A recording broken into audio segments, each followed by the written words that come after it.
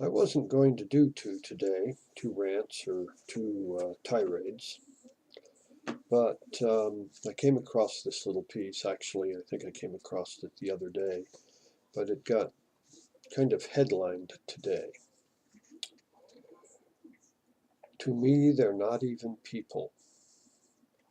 This is Eric Trump, the second son of the Donald, and he's speaking about Democrats.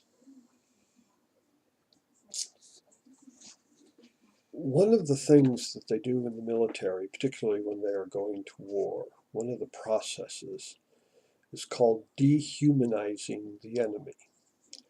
The idea is that, and it's true, most men can't kill another man.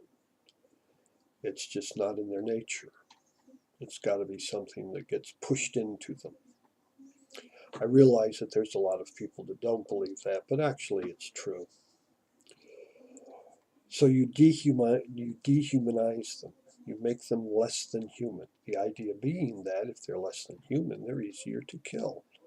So if your enemy is considered an animal as opposed to a human being, then you can do away with them. You know, boom. That's Eric. It is not something you say when you have a fundamental difference of opinion between one group or another. And in fact, what he has highlighted is what's really wrong, and at this point, really wrong with the Republican lawmakers in this country. There was a time when Republicans and Democrats would take a look at something, and it wasn't always liberal conservative, by the way. Sometimes it was territorial, sometimes it was a lot of different things. But they would sit down and they would find a compromise that they could both live with, one that would work for the American people. In doing this, we built an interstate highway system under Eisenhower.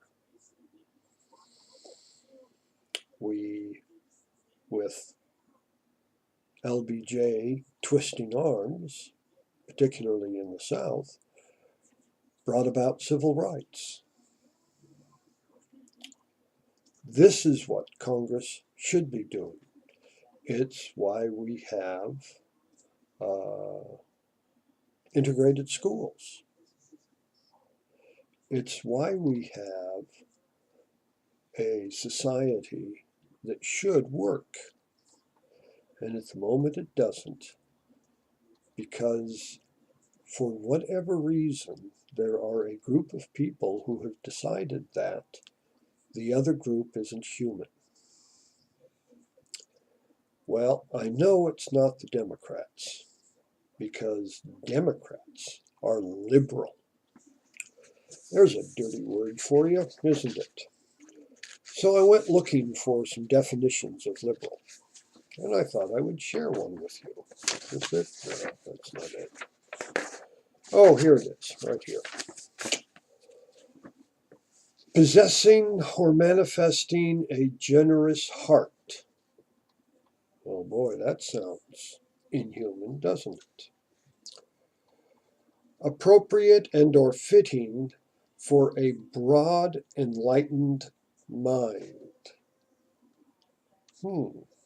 Okay. Free of narrowness, bigotry, or bondage to an authority or creed. You have to think about that one for a while, but sounds good to me. Anyone who advocates liberty of thought, speech, or action. I'm a liberal. That describes me right down to the bone. And it probably describes a lot of Democrats. Not all Democrats, but a lot of them. So once I found that, I thought, well, in all fairness, I should go find conservatism. And it says, is any political philosophy that favors tradition in the sense of various religious, cultural, or nationally defined beliefs and customs, in the face of external forces for change and is critical of proposals for radical social change. It is the other side. But we do have to progress. We do have to move forward. It may be that liberals have a tendency to want to move forward too fast. And with that, there should be the council of people who are conservative to take a look at that position and see if we can adjust it or slow it down. One of the things that I will point to directly was how gays were handled in the military. Initially, it was don't ask, don't tell. Where that seemed harsh, in reality, you were introducing a significant social change, and it was going to take time to take effect. Now, the good news is it took effect fast in some ways, because there were a lot of people who suddenly discovered that their gay children were not the demons from the devil, that the pastors up there who were claiming that this was a choice as opposed to a biological fact. And the truth of the matter is, they suddenly realized that all it was a child whose sexual preference was somebody of their own sex, and that they weren't going to go around hunting down little boys or little girls to convert, because, in a sense, that wasn't in their nature. That was a compromise. Was everybody happy with it? No. But in time, it changed again, and gays can now openly serve in the military service. Is it 100% successful yet? No. It's getting there. It'll never be 100% successful. It's like black people in the military.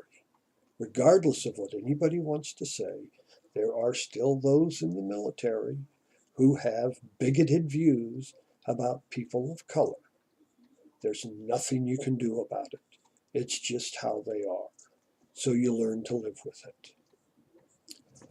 But when you turn around and dehumanize someone who has a differing opinion from you, you have stepped away from being human and you've entered the realm of evil, I guess. I don't know what else to say, because when you're telling someone they're not human, you pretty much have sunk to the pit of whatever despair there is, and that's what you're in. And that's what Eric Trump did today, or the other day. So I got a little irritated with him.